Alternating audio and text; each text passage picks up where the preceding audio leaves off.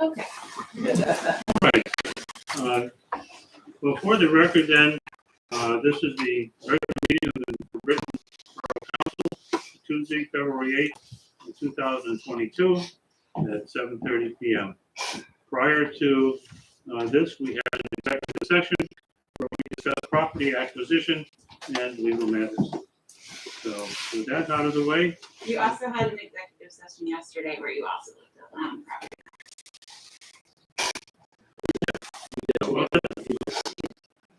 All right, you can't correct it. So we have a pledge of allegiance. Do the pledge. I pledge allegiance to the flag of the United States one nation under God, indivisible, with liberty and justice for all. All right, Amanda, would you call the roll? Robin here. Peter Long Chapel here. Warren Frasco here. Steve Asher here. James Thompson Here. Well, we have a very unusual thing to do now, and that is to consider the appointment of a borough council for a member of the term ending in 2023. And, Amanda, do you want to? Peter. I'll take it. Peter. Thank you. As council's aware, you received 3 applications.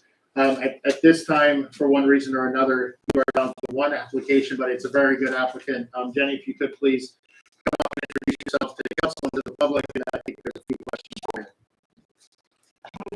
Yeah, whatever you want to do. I'll sit, so I apologize that I don't have my back here, but I'm in heels. So my name is Jenny Salisbury. I am a borough resident. Obviously, I live off of Iron Hill Road. I have lived in Britain for about 5 years now. I've lived in Bucks County since 2015. I grew up in Massachusetts, although apparently you can't tell. I've lost my accent, so it's probably a good thing. But I have worked in the nonprofit sector since I have lived in Pennsylvania. I worked for a woman's place for almost 8 years. Ended up as their director of public advocacy, running their volunteer program, their thrift store, all of their fundraising and communications. I did a year at the Bucks County Playhouse as their fundraiser. And then I moved on to the Bucks County Community College Foundation, where I ended up as the director of the foundation there. And currently I'm the interim executive director at Healthline Business Clinic in Southampton. And so I wanted to use my skill set and give my time back to the community that I live in. I love, sorry, the cold and warm. I love spending my time at work making Bucks County a better place for people to live, work, and go to school. And so I was really excited about the opportunity to take time to volunteer to make the community that I directly live in a better place to live, work, and go to school. So Jenny, I think you answered the first question that council had perfectly there. The second question that they had was, in your opinion, and I know you're heavily involved, what are the main issues facing the borough and how should they be addressed, at least from your standpoint? Obviously, you'll get to know more than you want to know if you're appointed, but just maybe some thoughts you might have. Well, and what I can say is, as a layperson, there's a lot for me to learn. So I can't identify a lot of challenges. I do know that the borough runs on a very lean budget, and that, always looking for places to make it a little bit bigger. And working in the nonprofit sector, I'm very used to working with small staff, lean budgets, and figuring out how to make more out of less. And so that really was one of the things that drew me to this volunteer position, was understanding that we want to have as little of a financial impact on residents, but be able to give them everything that they need to have a flourishing community. And along those same lines, council, one of the things that we're wondering is, because you're absolutely right, they're all very conscious of the financial difficulties that are faced by a town of this size. How would you balance the need for expansion in New Britain to increase the tax base, for example, with the desire to try to maintain the small town feel, which obviously everyone's very proud of here? So I think that we definitely need to bring in business to the community, and that is a great way to create revenues. And I do love our small town feel, and I think that you can still have a quaint community with a business presence. And it just kind of depends on what kind of businesses you want to attract and draw in, and how we can make this community a place where those small mom and pop businesses want to come in. We don't necessarily want chains, but we want to give, self-starters, entrepreneurs, the homegrown businesses a chance to flourish. I think this is a great community for that. It's interesting, when I worked at a woman's place, we had our thrift store in the New Britain Town Center. And that was a really great shopping center for us for a long time. And unfortunately, when the Parkway opened up, it diverted a lot of that traffic. And as much as we loved being in that shopping center and managing the shopping center switch over, which made it a little bit more of a challenge because it went from local to national. But with the traffic being diverted, it pulled a lot away from the drive-by that we would get. So I think that as a community, we need to figure out how we can make New Britain a destination for people to come to. I have 4 kids, 4 boys. My house smells.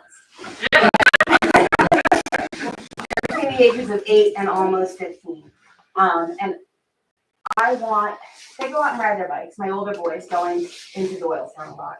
And I would love for them to have reasons to turn right and go into New Britain, rather than turn left and go into Doylestown. And so, that I think is a challenge for the borough, but it's not a challenge that the borough can't meet and can't come up with solutions for. I'm very, very active in the Central Bucks Chamber of Commerce. I'm the co-chair of the Women Business Committee, which is the largest subcommittee of the chamber. This is my 3rd year, and hopefully last year. I love running that group, but it's time for new leadership. But I work with a lot of business owners, and I work with a lot of particularly homegrown business owners. And they're looking for places like Doylestown where there's a lot going on. They love that. They love the quaint feel, but there's a lot of hustle and bustle. And I think that we have the opportunity to have some of that here. I think Ordinance is really nice to have in town. I think that is a draw for our community to have, because it is organic, and that's trendy right now, but I think it's here to stay. We have a few nail salons, and I think that we have the ability to kind of grow that. The New Britain Inn has been there forever, and I would love to talk to the owner and, why he picked this area and what keeps him here and what he thinks would draw their businesses in. And I think talking to business owners and figuring out what works for them here and what they'd like to see is a good place to start. Wonderful. And the last question, which you actually did quite a bit of with that last response. So the borough is somewhat unique, and all boroughs are kind of this way, but some are sort of surrounded by only one municipality. This borough is a little unique because there's relationship and also shared boundaries with New Britain Township, Doylestown Township, and then an extensive relationship with Doylestown Borough too. So how do you view the current relationship between all of those, and what, if any, changes would you make in terms of a working relationship? And I was going to ask you how New Britain stands out, but I think you already hit that in your last question. So just your thoughts on the working relationship between all the neighbors here. So I'll go back to when you asked me about the challenges that the borough has. So being a layperson and not knowing all of the inner workings, I can't really speak to how well the municipalities work together. What I can say is, from my experience in nonprofit, collaboration is really, really important in what we do. There's a way of thinking that I always try to incorporate into the work that I do in nonprofits, which is called collective nonprofits, and it actually stems from the children's book Stone Soup, if anyone's familiar with it. So the soldiers come into town and all they have is a stone. They're really hungry, so they put the stone in the water and they boil the water. Who wants to drink hot water with a stone in it? But then all the different community members realize that this person had a pepper, this person had a tomato, and they all start bringing the one thing that they have to add to the soup. And by the end, they have a huge pot of delicious soup that they all share. So it's that idea that on our own, we want for a lot, but when we work together, we want for nothing. So to me, it's not necessarily a change, but I think that what's important is to cultivate and constantly steward the relationships that we have with our neighboring municipalities, to have that collective enoughness to work together. And if you look at funding opportunities, if you look at ways to have enough, right? Collaboration, that's what funders look for, is collaboration. That's what I would think that's what I look for, right? Because you feel like you get more, it's that getting more for less again. So it's stewarding those relationships with our neighboring municipalities and continuing to do that. Even if we have great relationships, and relationships are constantly evolving and their work. So you just have to constantly work on making them better and better and stronger and stronger. Very good. Those are the questions that council had. Does any member of the public have any questions for Ms. Salisbury? It doesn't look like it. At this time, if council is inclined, you could make a motion to appoint Jenny as the newest member to Borough Council. If you so choose, it would be by a motion and a second and then a vote. So Any further discussion? Hearing none, all those in favor signify by saying aye. Aye. Any opposed? Procedures yours. Congratulations. You're gonna get sworn in first.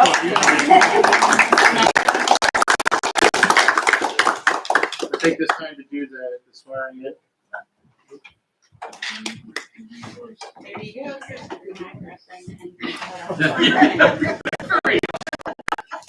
Can we make her go stand out in the cold?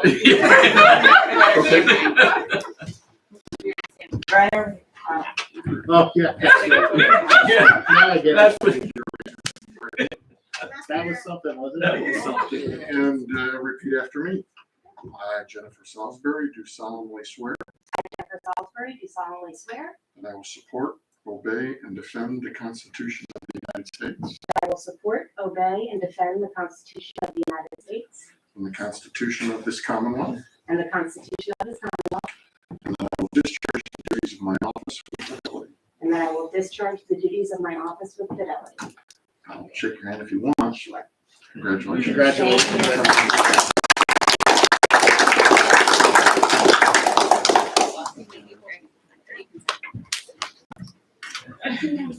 Just be careful. That would be super embarrassing.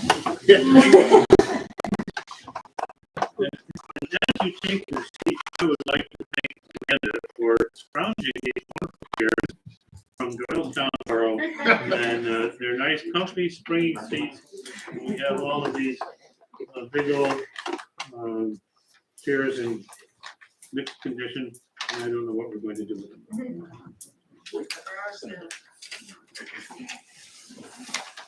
All right. The next item on the agenda is consideration of consent agenda items, namely the January 11th, 2022 minutes and the bill list for January 2022. Are there any questions or comments? Hearing none, can I have a motion to accept the consent agenda items? So moved. Any other discussion? All those in favor signify by saying aye. Aye. The next item is for residents' remarks for things which are not on the agenda. And this is intended to give you an opportunity to bring up in a 2 or 3 minute discussion things that you want to bring to council. And here are no resident remarks. We go on to written staff reports, elected official reports, namely the manager's report and then the police departments. You have my written report. In the last, I guess, 2 days, we did get the building permit plans for the second building at Butler Square. That's kind of, I think, the big one that just came in outside of the report. If anybody has any questions or anything, I'm happy to answer anything. I think it is in apartment building then? Yes, yep. It's what was already approved on the original land development plan. That they had originally talked about wanting to have a medical office. So how many apartments total does that make? I'm not sure. I didn't look at the very large rolls of plans yet. Mhm. Trying to remember, I thought it was like around 144 or something. I'm not sure. But I can hang on for you. You remember, right? There's 100 out front. Yeah. So this is the last building there, is that correct? Yes. Going back, okay. Thank you. The gas station is still moving along. I haven't heard anything outside of them either. Kind of waiting for a couple of things that have been floating around, and we'll see if they actually move. What's the parcel next to it that looks like it's just Next, gas station? Hmm? It has a sign on it. oh, is that the phase 4 construction? They bought that. That's gonna be one of their office building. It used to be real estate. He's actually from, he grew up in the owner, I can't remember his name, he grew up in the borough. Okay. I think his parents still in the borough as well. Okay, great. Any further discussion? Councilor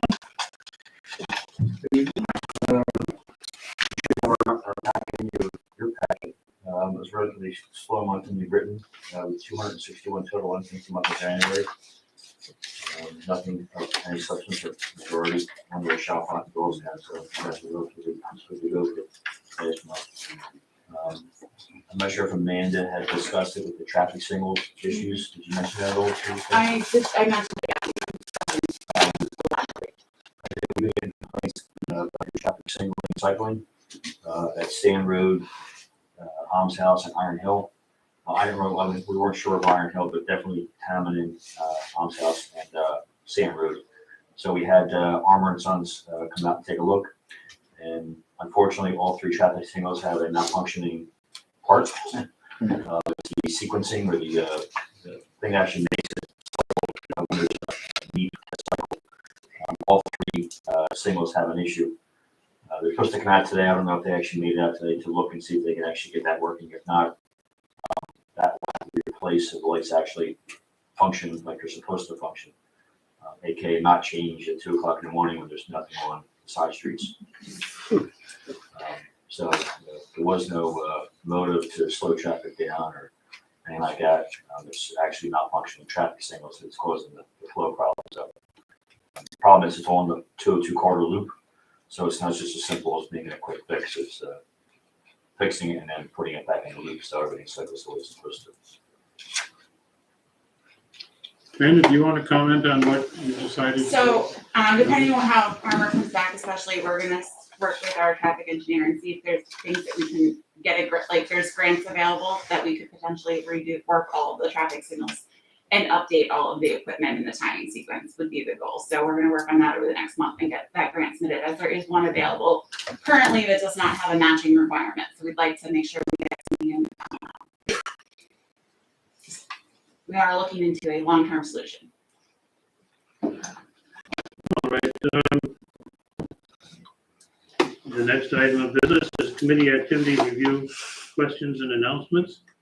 Yeah, from the Public Safety Committee, one of our goals for this year is to continuing evaluation of the streetlights in the borough, evaluate any issues that have been found in the past, and then eventually make a recommendation on what to do. So,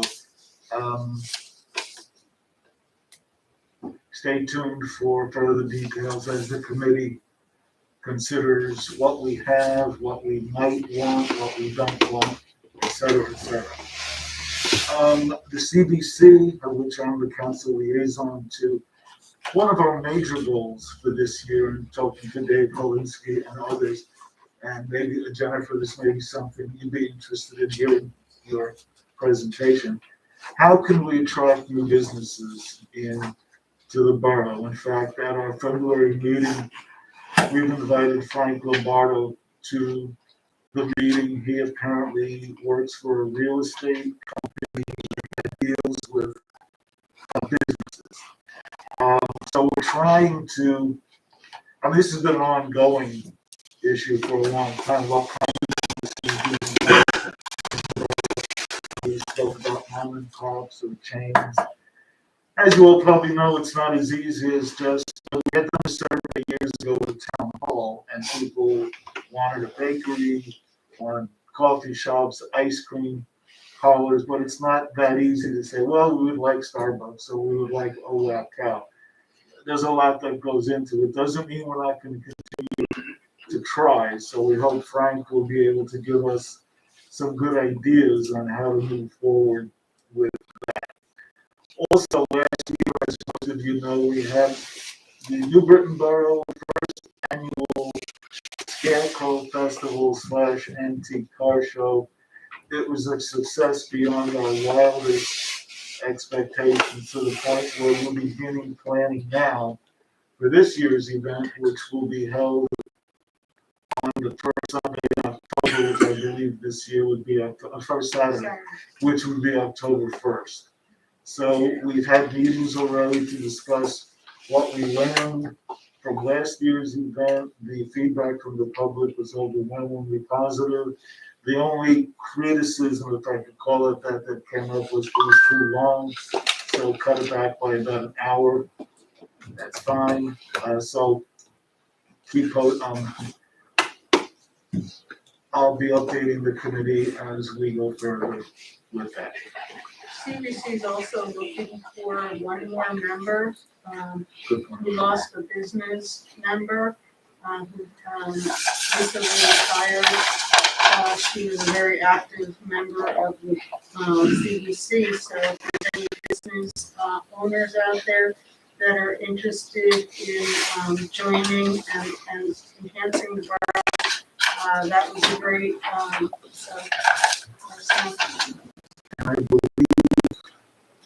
in public safety, we also have an opening, so if anybody is interested in applying for that, you can contact me, contact Amanda, but if you're interested, please.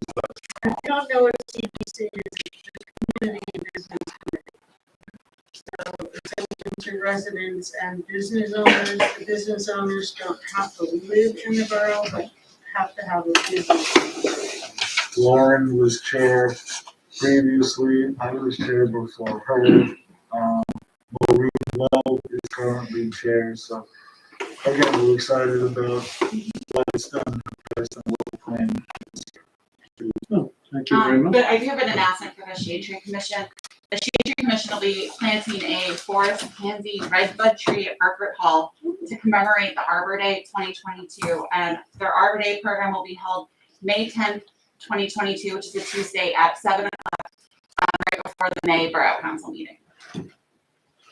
I might add that that committee is also short 2 members now. You don't have to know a huge amount about trees, but just be interested in learning a bit more. They are responsible for the street trees, and we will be planting quite a number up on to the sidewalk. We already have funding for it that was donated. Let's see, committee activity review questions and announcements. I think we're through that. Business items. Consider approval of ordinance 417, the West Butler Avenue mixed use overlay. And, If we go over on the side, please. This is the scheduled date and time for a hearing on the following ordinance. An ordinance of the Borough of New Britain, Bucks County, Pennsylvania, amending the New Britain Borough zoning ordinance and zoning map to create a West Butler Avenue MUO mixed-use overlay and regulations governing development under the West Butler Avenue MUO mixed-use overlay, repealing prior inconsistent ordinances or parts of ordinances containing a savings clause, and providing for an effective date. There are 5 borough exhibits this evening. B1 is a copy of the ordinance under consideration, which includes my attestation on the back of it, from where I sent it to the Bucks County Law Library. B2 is the proof of publication. The ordinance was advertised in the Intelligencer on January 14th and 18th of 2022. B3 is the letter to affected property owners. B4 is my letter submitting the ordinance to the law library And B5 is the January 5, 2020 review of the Bucks County Planning Commission. As you all know, this ordinance came from your planning commission, so it is an effort to review that end of Butler Avenue and do an analysis of whether or not there's a mixed use overlay that would work in that area, similar to what you did on the other end of Butler Avenue. The ordinance that's before you is the result of those many months of work. It has been before you several times before you actually authorized it to be advertised. That included early submission to the Bucks County Planning Commission, and feedback came back and went back to your planning commission, and they made additional changes. And you even went so far as having one of the affected properties who is interested in this ordinance prepare a plan under the ordinance as to what it would look like. And at that point, you did move forward with advertisement. So for the public's benefit, this ordinance, similar to the ordinance at the other end of Butler Avenue, creates an overlay. An overlay is different from a straight up zoning map amendment because you're not actually changing the underlying zoning on any of these properties. All of these properties can still be developed under their underlying zoning. What you're doing is creating a new layer of zoning and uses that would be permitted, and they would be permitted for the purposes outlined in the ordinance, which is to continue the Main Street character down through that end of Butler Avenue. The ordinance itself sets forth the purposes and objectives thereunder. The ordinance allows for mixed-use developments. It's the exact same concept as the other end of Butler Avenue. For properties of 1 acre or more, to take advantage of the overlay, they would need 2 or more permitted uses.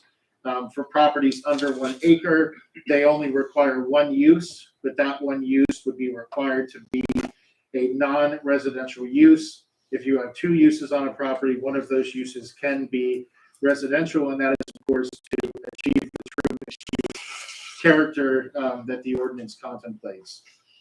If you have a single use on a property under 1 acre, the ordinance specifically provides that residential use is not permitted.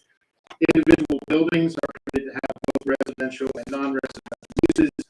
You see that again at Butler Square, the other end of the borough, with the retail uses on the bottom and the residential uses on top. The ordinance sets forth extensively by right uses ranging from banks to convenience stores to bed and breakfast to breweries and brew pubs. Similar to what you see at the other end of the borough, uses designed to accommodate a mixture of uses with residential use. There are about 16 non-residential uses, and then the residential uses permitted as part of a mixed-use development are townhouses, multifamily use, and 2 family housing. There are also special exceptions permitted. Those are permitted for drive-throughs.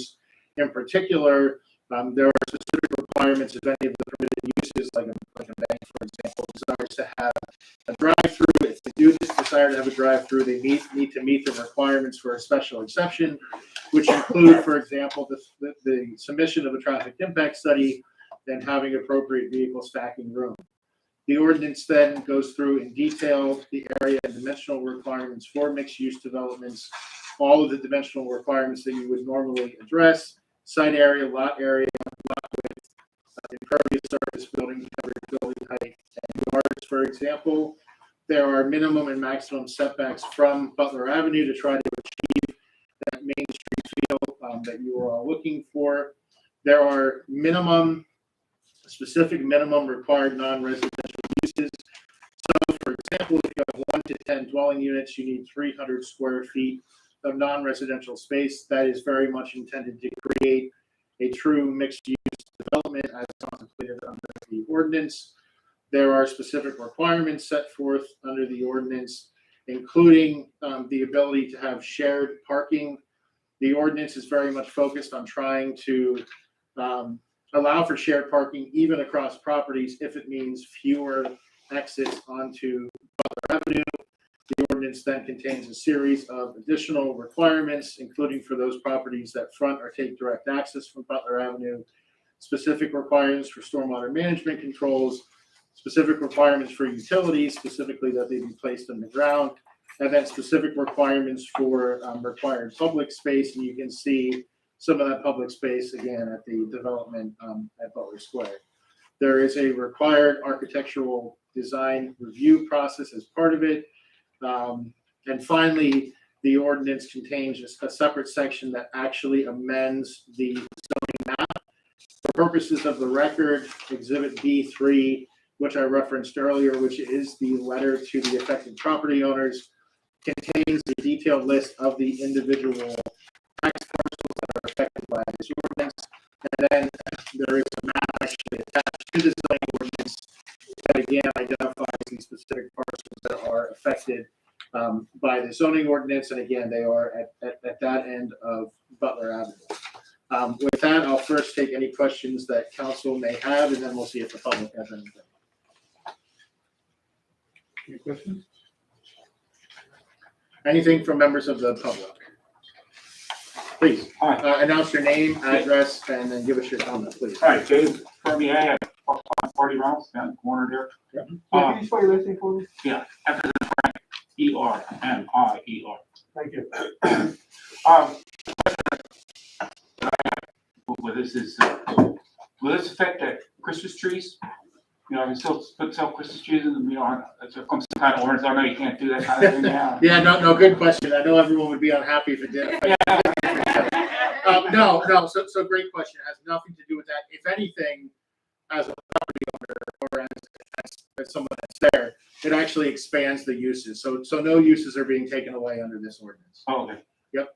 All right, thanks. You're very welcome. Sir, please. Yes, my name is Ed Brooks. Address, go ahead. I just purchased 302 West Butler Avenue about a month and a half, 2 months ago. Under this ordinance, I'm in a bit of a quandary because I purchased a multi-tenant building.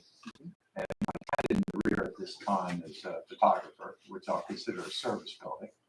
And my intention for the original house that's in the front of the property was to lease it out, and more than likely, I would think it would be for business.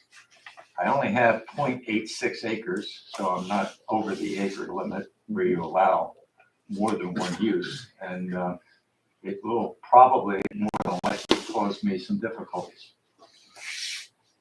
So let's take it apart a few steps. So there's a non-residential use, the photography studio that's existing now, right? That's in there. Correct. And then there's another unit that you'd like to use for a business. Was it previously leased to a business? You know? I honestly don't know that. Okay. So there's two things. Number one, we'd have to look at what it was used before. You may have some vested rights to continue using it for that use. All right. That's the first. The second is this ordinance, whatever you're allowed to do today, you would still be allowed to do under this ordinance. All it does is open it up to more uses. So if what you're doing ends up being allowed under the old zoning, you're fine. There's no change. If you run into a specific issue with what you're talking about, it sounds like this ordinance would actually help you. But we'd have to work through, I'd have to actually see what your property is, but there's no downside in this ordinance to you. All it's doing is expanding what's allowed. It's actually not restricting what's allowed now. So I would be allowed to have another service tenant. I don't know that. I don't know anything about your we haven't actually looked at your property. Okay. But I think you should certainly contact the borough and we can work through what's allowed on your property. But currently, if it's allowed under current zoning, there's no change to that. Does that make sense? I have to think that through. Yeah, I'm not sure. So today, let's say status quo, that doesn't change for you, aside from the fact that you can now do more on your property. So I'm not sure. It's either permitted now or it's not. And then if it's not permitted under current zoning, we can see if it's permitted under this zoning. But if it's not, you'll need zoning relief no matter what. All right, fair enough. Don't you have the choice of using the overlay or not? Absolutely. As a property, so if it doesn't benefit you, you don't have to be part of the overlay. Yep, that's right. Oh, all right. It's an overlay of what's there now. Right. Very well. Thank you. But I think you should contact. I know the borough would be thrilled to talk to you about that property. So you should contact Amanda. Any other questions or comments from the public? Okay, that being the case, I'll note for the record that there were no additional comments. The record will reflect the 2 comments that did come in. At this time, if council is inclined, a motion would be appropriate to adopt ordinance number 417, establishing an overlay over these parcels in Borough. Second. Any further discussion? Hearing none, all those in favor signify by saying aye. Aye. And any opposed? Hearing none, that motion passes. Great, and we'll let the planning commission know. I know that was a lot of work for them, so thank you. All right, the next item is the consideration, the advertisement of the ordinance, for ordinance number 419 for a public works director for the borough. Amanda, do you want to? So currently the borough does not have an in-house public works department like many municipalities have. We've been kind of piecemealing that to get those components together via contracts over the years. And so by creating a public works director position that also per the ordinance, we can still contract out, so we don't have to hire someone as an employee and have to pay them a certain salary plus benefits and everything. So we can still contract this out. But this will allow us then to appoint someone or a firm as our public works director.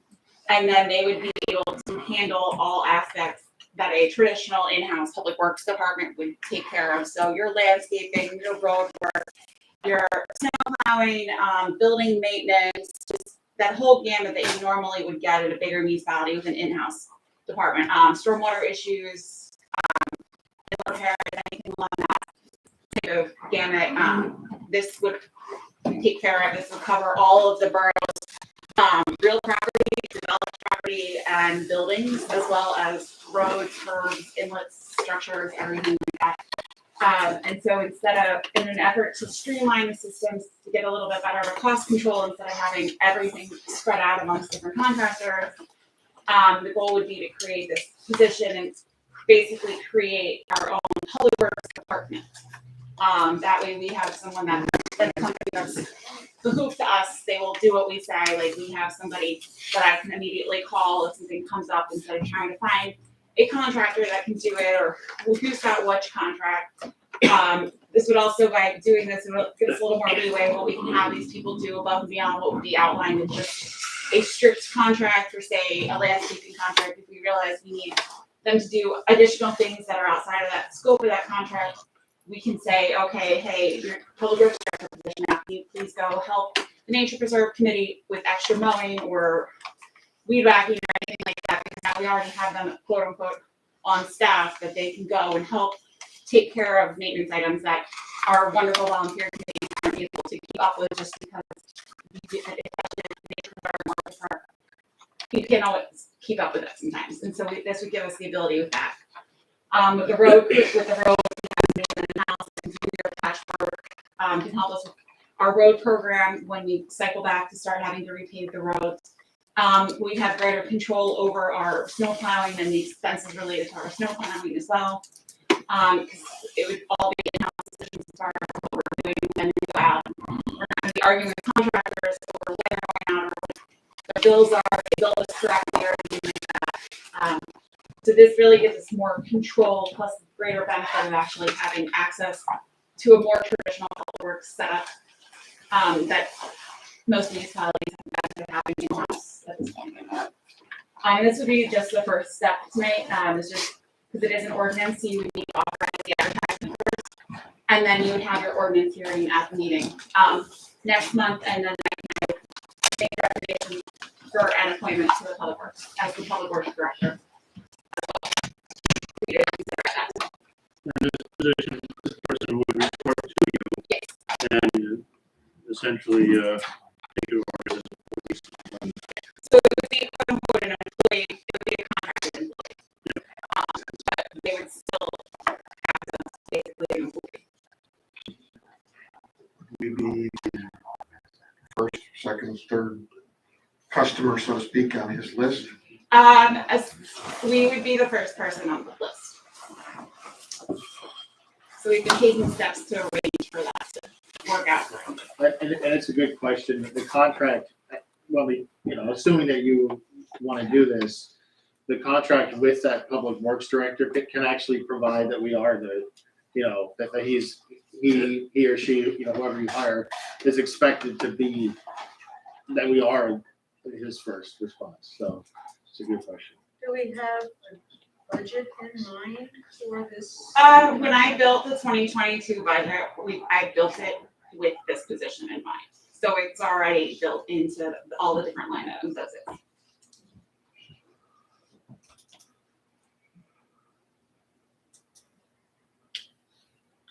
Any further discussion? So if a resident has an issue, they'll still just contact Yes. the office? They will still contact the office. They'll contact Yep. this person. Exactly. One thing I thought about adding, and I have to identify where I'd suggest doing that, but something along the lines of taking the directions from you, but working in consort with the committees as assigned, or something where some of the committee expertise and activities are acknowledged in a way that right now it just says these areas are this person's responsibility. So it'd be nice to somehow The clarify the responsibility would be on her call. So if a committee needs help, they're gonna call Amanda and say, can you help us? What you don't want is an employee having to answer to committees, residents, people like that. It's gotta be funneled through Amanda. That doesn't mean that that person can't meet somebody out there and say, what are you looking for? What do you wanna do? But ultimately, the decision's made here of what you want. We need to put it all in for a roundabout situation in case something happens. The last thing I want is that person turning around to us and saying, oh, well, that's not my job description, so therefore, I don't have to do it, or I want more money. What they put in there is a typical public works outline, which is infrastructure and everything. Would you consider this position to be a full-time position, part-time position? I think we consider it more as an hourly as needed, so like we don't have to guarantee them X amount of hours a week. Okay. Thank you.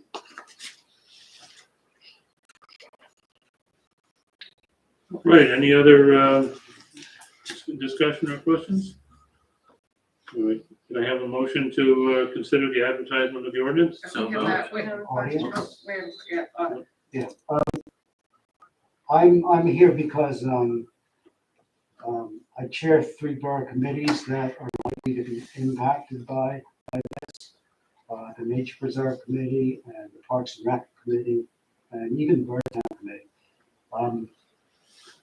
I have to say, it feels a little weird to be sitting down here. Well, you didn't tell us who you were, where you live. Tom Price. And I'm not opposed at all to the creation of this position. I know we've been talking about doing something like this for a long time. I understand why the borough wants to do it, and it does make sense. I think what I'm concerned about is the way the ordinance is worded, especially on page 3 of the ordinance, where it assigns, one of the duties of this person is to establish and implement a maintenance program for all borough properties. And the Nature Preserve and Orchard Park and these buildings on Keely are explicitly listed. And, this is exactly what these committees are doing now. The Nature Preserve Committee is responsible for the management of the nature preserve areas. Parks and Rec Committee is responsible for the management of Orchard Park. The committee has been assigned the task of landscaping these buildings on Keely Avenue. So, these committees have both implemented maintenance programs and have carried them out. We have a stewardship plan for the Nature Preserve. We have strategic plans for both the Nature Preserve and Orchard Park that the council has approved. We have annual progress reports. We have monthly, maintenance task reports. So all this maintenance is currently being done by these committees, and it's more than just maintenance. When I think of maintenance, I think of the mowing and the weed whacking and the mulching and weeding. That we do, but we do a lot more than that. We're involved in land stewardship. We're involved in habitat restoration. We're involved in native landscaping to benefit birds and pollinators and wildlife. And this is exactly what we need to be doing as a borough, because we're a bird town and because we're soon to be designated as a National Wildlife Federation community habitat. So this is a lot more than just maintenance of these properties. And our restoration work in the nature preserve especially has been recognized both regionally and statewide. In 2018, the committee was the recipient of Bowman Hills Land Ethics Award. And in 2019, the committee was the recipient of the Pennsylvania Governor's Award for Environmental Excellence.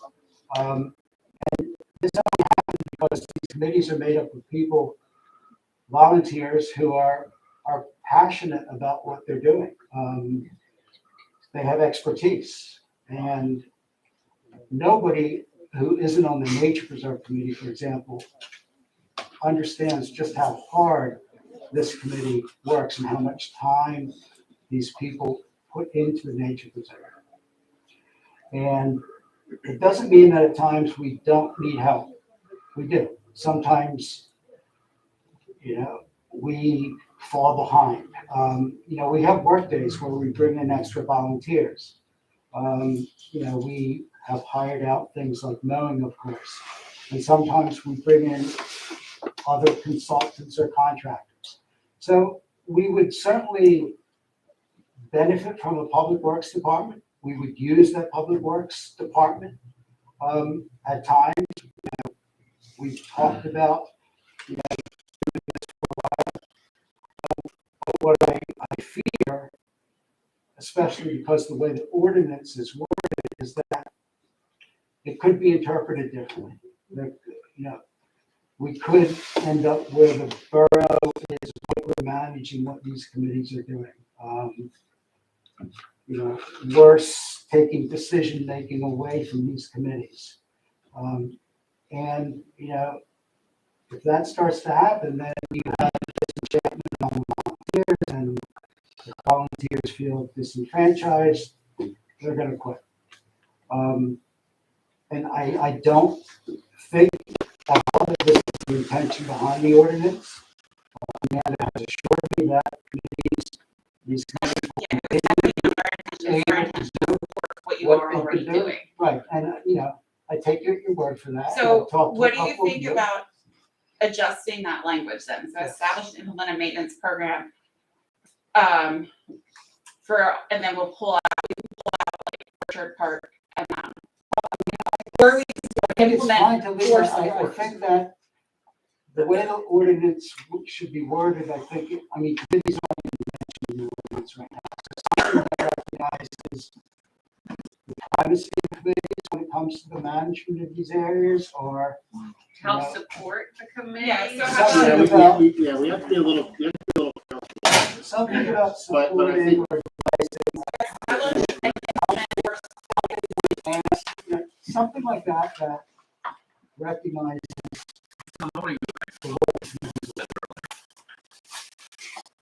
This is a position that ain't gonna manage. It's not a position that's gonna run loose and do what they wanna do. I'm one that looks outside that box all the time. And I look at you and nobody is, we all agree that your committee is probably one of the most active committees right now. And it's done just an absolute fabulous job down there. What I look at is what happens in 20 years from now. Are we going to still have the dedication and the spirit and the motivation to maintain? I'm not saying that the borough's going to go in and change the whole thing. That's not gonna happen.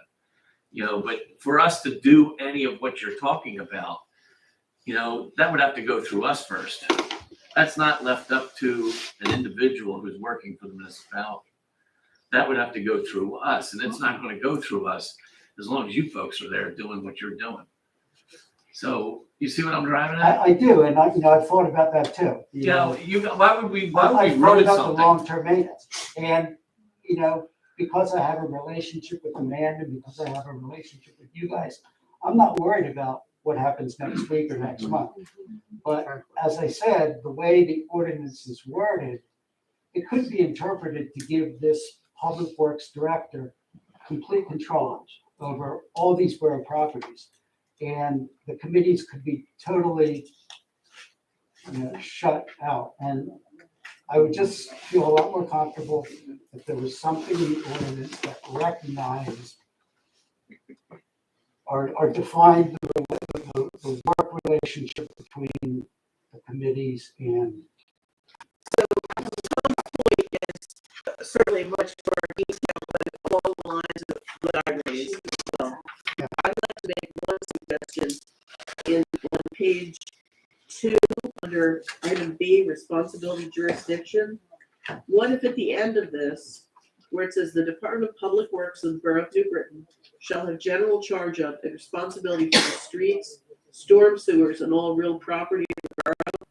What if we added to the end of that the phrase, in concert with borough committees as assigned by the borough manager? I think you can do that, but you want to be more specific though. I think you want to pull the properties out that, do you know what I mean? Like if we're talking about the nature preserve, which are, We pull them out and create a section where that basically so we would do like 3B where they would support an existing maintenance program for the following properties. yeah, something like that. That makes more sense. Provide support for an existing maintenance program for. And support is important. I mean, I will relish being able to contact this person and saying, this needs to be done and we can't get it done, so can you do it for us? We do that now, but we're working with lots of different people. This will help us. What do you guys think about pulling out? So pull out, on page 3, under 3, create a B that pulls out Orchard Park and the Nature Preserve. And puts them under something along the lines of provide support for existing maintenance programs for the following properties. How about for the I want to make it more general. Yeah. Okay. Okay, because you're gonna run into issues when you start being specific. If you pull it out, and then that person's gonna have It'll say in here, but it'll be a sub B. it'll be a sub-base, but I would just make it general or as needed. Like, what if we acquire new? Well, Yeah. we can add it, because there's always the option Say of other locations as directed by the Borough borough properties council. and infrastructure, and just leave it at that, because that leaves it as a broad term. Which is really what is in any public works person, I mean, and under their description. And then you put it as needed, so when it comes from you, or comes from the board, or comes from a committee, it's as needed. And it leaves it open, we're not being specific to it. All right, We so got provide, another so, I think we should still pull it into B and just do provide support as needed for maintenance programs for the following properties, and do Orchard Park and the Nature Preserve underneath them. I'm Bob Plingle. Some of you know me already, but my thought is kind of a split between the two. Instead of specifically naming specific places, how about if it is something like not otherwise controlled under the stewardship of others? Because that way it leaves it so that if you do have other places that are added, it's covered. So kind of make if nobody else is taking care of it, it's that person's responsibility. Otherwise, they are an assistant role to stuff that's already being controlled by others. I think that what makes Orchard Park and the Nature Preserve different is that we have strategic Right, strategic right. plans for these properties. You know, we do have maintenance plans in place. So I think those two properties in particular should be mentioned specifically. So I They think, should have their own section. Yeah, so I'll yeah, create a that's B. what Amanda So was I'll saying, create a yeah. B and I'll pull out, and it'll say, provide support as needed for for existing maintenance programs for the following properties: Orchard Park, the Nature Preserve, and then other locations. I'll also add other locations as directed by Borough Council or its designee.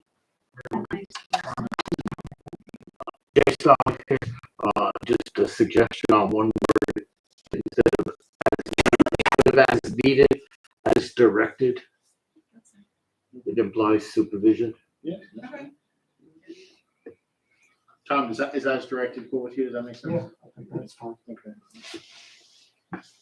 That's great. That makes perfect sense. Yeah, that's it. Yeah. Okay. And I think it'll be more specific for whoever gets this position as well. They'll know, there won't be any doubt as to any, and if there is any confusion, then it's gonna be hard for them to explain, I think. So, I mean, they'll still have like your normal mowing conscious stuff that they've been doing over the years, too, right? Like, that's still your intent. It's just like certain things there outside, like that has been that person's responsibility, right? I'm sorry, say that Like, again? so you traditionally over the years, like, which is partially why I added them in here too, is Orchard Park and Nature Preserve, like they've handled the general mowing and stuff like that. A lot, especially Orchard Park. The intent is to still have that.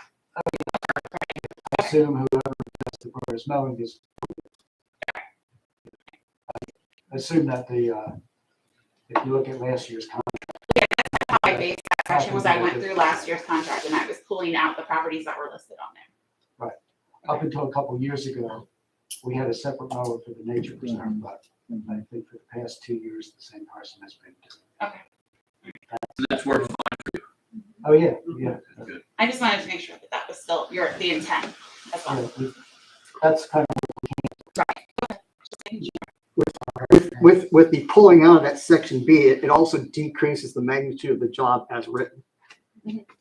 So that's another thing is you, somebody hires, it puts it more in the proper scope of what it really is, rather than saying, yeah, you've got all this also. Yeah, Right. yeah, great point, yeah. I mean, just to make the point, this property and the property across the street illustrate, how we'll benefit from this position. Because even though the Birdtown Committee has been responsible for the landscaping, we've also, because nobody else was responsible, have been trying to keep up with the weeding and the mulching, and it's Impossible. I spent a whole day mulching this building. I mean, I'll be happy not to have to do that. So the intent is for you not to have to. Okay, that's a great solution. So we're all good then, now with the location? So it'd be a motion to authorize advertisement ordinance, whatever number we're at. This evening. I'll make a motion. Second? All those in favor signify by saying aye. Aye. Any opposed? The ordinance passes. The advertisement. Advertisement, yes, enjoy. Item C is consideration approval of resolution 2022-06, appointment advisory committee update. I can hit it quick, Peter. So we discussed this at length at your last meeting, and I think came up with a nice middle ground and a way to continue to recognize the benefit of the appointment advisory committee while trying to streamline some of the processes. So the resolution as before you takes care of a few things that were sort of hanging out there. So the first is it clarifies how the members appointed to the AAC from each committee occurs. So the presumption is by default that it's the chairperson. If the chairperson is a member of Borough Council, then the board and committee gets to choose somebody else by majority vote. And if the chairperson chooses not to serve or is unavailable to serve or for some other reason can't serve on the AAC, all the committee has to do is choose another member by majority vote. That addresses some issues that we had. It then changes the AAC's role to by specific request of Borough Council. So that applies to more or less the same positions it did before, with a few pulled out, specifically any reference to general committees. But for Planning Commission, Zoning Hearing Board, Borough Manager, Borough Solicitor, and other borough consultants and professionals, borough administrative staff, the AAC will provide recommendations specifically upon request of this Borough Council. And also we added in a provision, because the AAC has the luxury of having representatives from all the committees, that if there is something that Borough Council believes the AAC would be helpful in terms of making a recommendation on outside of that context, that Borough Council can refer additional items to the AAC. So I think we've addressed everything that we discussed, and it's a nice streamlined process. So I think it's ready for a vote this evening, but certainly any comments you might have are more than welcome.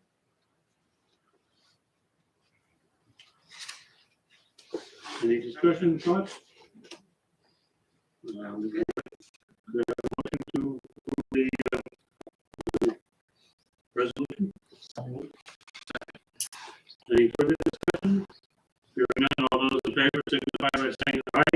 Aye. Any opposed? And that motion passes.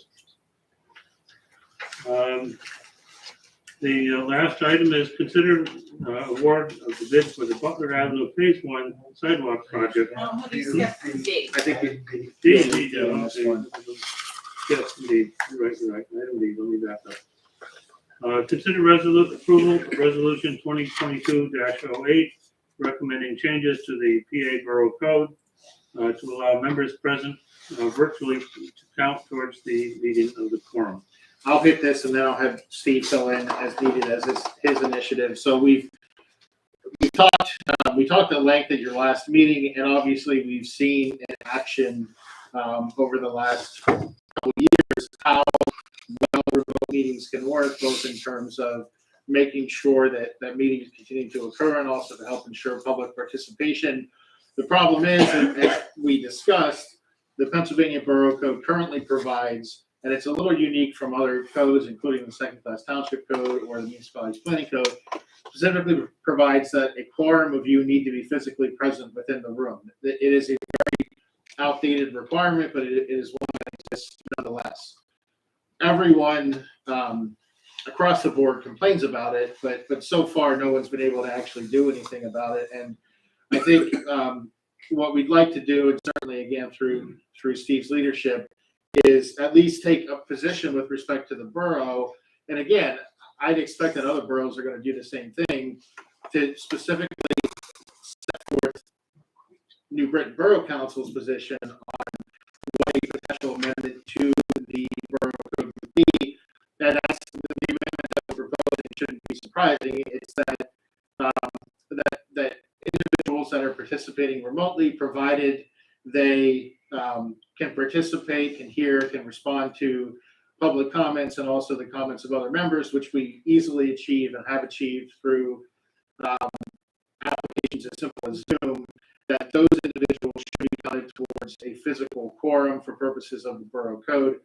That would bring it more in line with the other codes throughout Pennsylvania. And the second thing, so the first thing the resolution does is announce that that is the position of this borough council, that they believe that the borough code should be amended. The second thing, it authorizes the borough manager and all of you as members of the borough council to chair the resolution. That would include to PSAB, who has a meeting coming up, and they will consider various resolutions that are introduced to them, as well as the local organizations here and other municipalities. Again, everyone complains about it, and this is just an effort to actually at least do something and start the conversation. So, Steve, I don't know if you have anything else to add beyond. Just a few very quick things. I come from nearly 30 years working for a big global pharma company, Johnson & Johnson, and most of my groups that I was in charge of, we had people from all over the world. And hence we would do, they weren't called Zoom meetings, but teleconferences, and we would do teleconferences among other ways of doing it. And we still got things done. And that's why certainly when the pandemic came about, if it taught us nothing else, at least in my opinion, from the committees and council, we still got work done. I mean, it didn't impede us. And then I'm thinking, well, why not have this as a general rule? And part of my thinking there was like for the CBC, for example, we had one member, she traveled like half an hour to come to our meetings. Now, what if the weather's bad? What if any other reason the person didn't want to put him or herself at risk to come to a meeting? Call into the meeting. They were allowed to, but their vote, they couldn't vote, wouldn't count towards a quorum. And personally, I thought that made no sense. We have people wanting to contribute, and I think Michael told me that some of these rules were made before we even had this technology. Absolutely. Well, we have it now.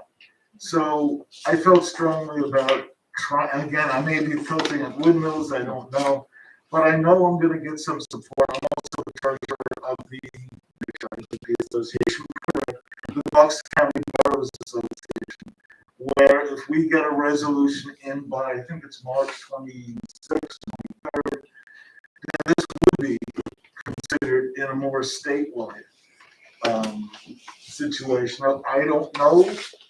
You know, a lot of things get very political for whatever reason. I don't know if there's any politics behind this. I'm willing to face that. I'm willing, if necessary, and you can tell me, Mike, you would know better, if that means my going to Harrisburg and talking with Maybe, who knows?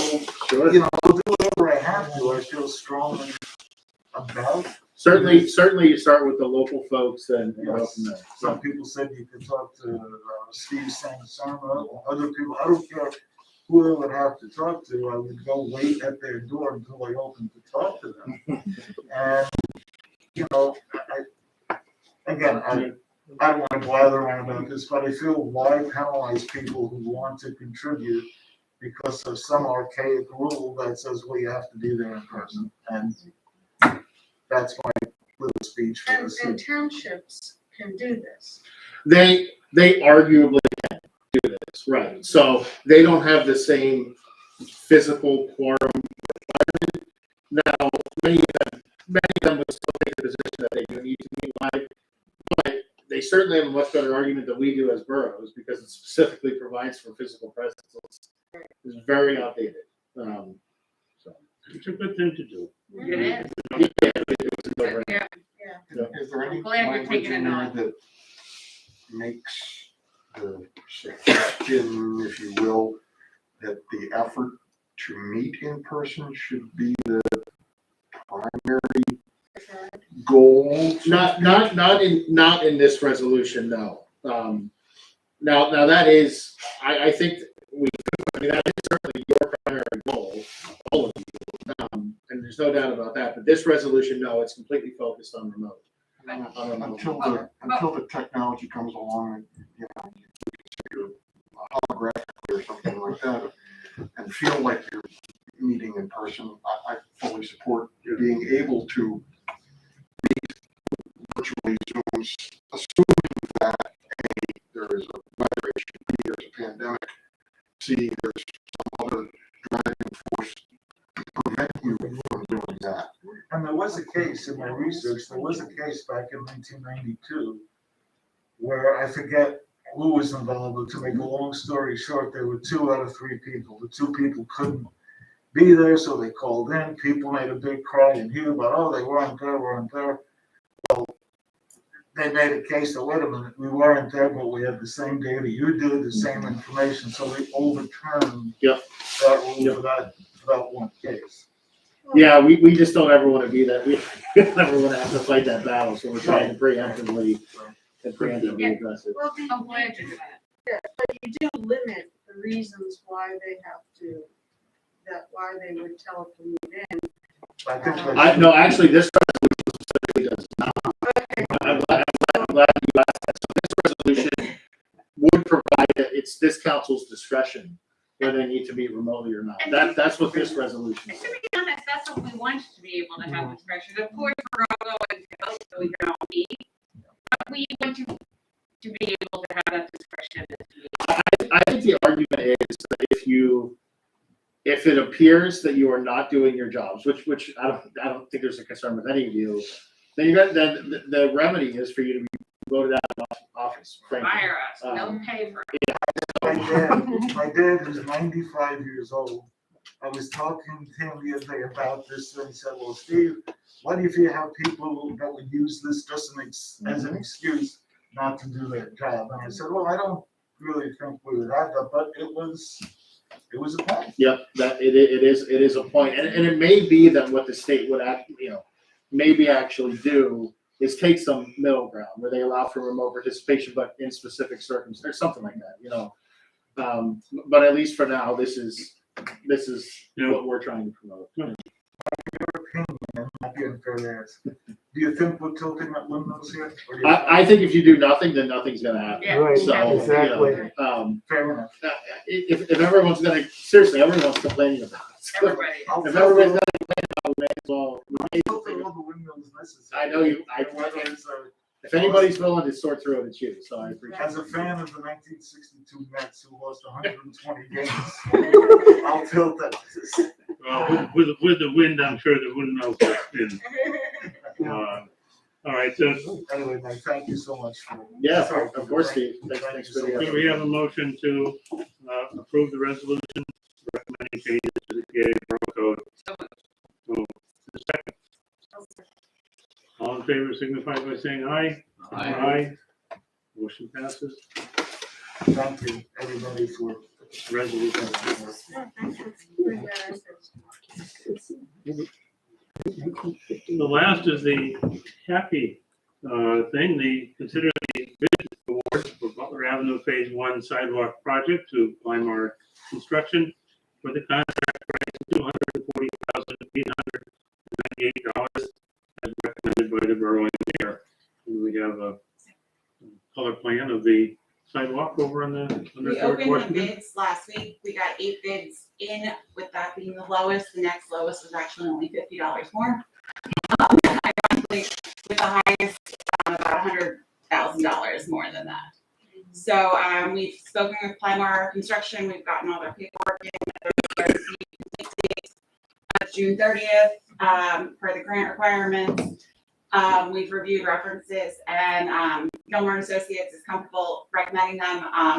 We actually made out really well with the bid because we were, our cost estimates were about $100,000 higher than what the Weimar came in with. So that does allow, we have about $348,000 left in the grant. So between the back work of the engineering work and this, we should make out pretty well as far as that goes.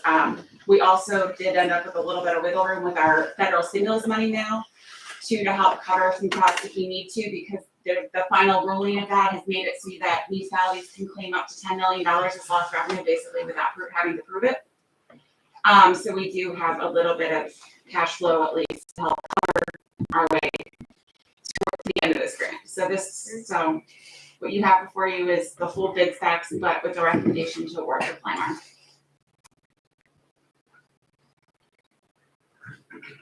Any further discussion? Hearing none, could I have a motion to accept Weimar's bid? So moved. In a second? Second. All those in favor signify by saying aye. Aye. Any opposed? Measure passes. Now is the opportunity for resident remarks.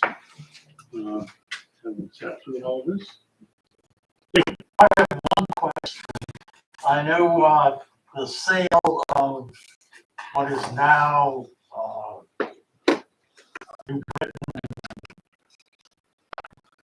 Well, what was the old property had been sold, and there was a substantial amount of money that we should have gotten from the transfer tax. Have we received that? Yeah. And what amount was that? I believe it was about $90,000 in transfer tax. We got it last year, like September, October it came in. Thank you. Any other questions? Hearing none. Do I have a motion to adjourn? So moved. Second. All in favor, signify by saying aye. Right. So moved.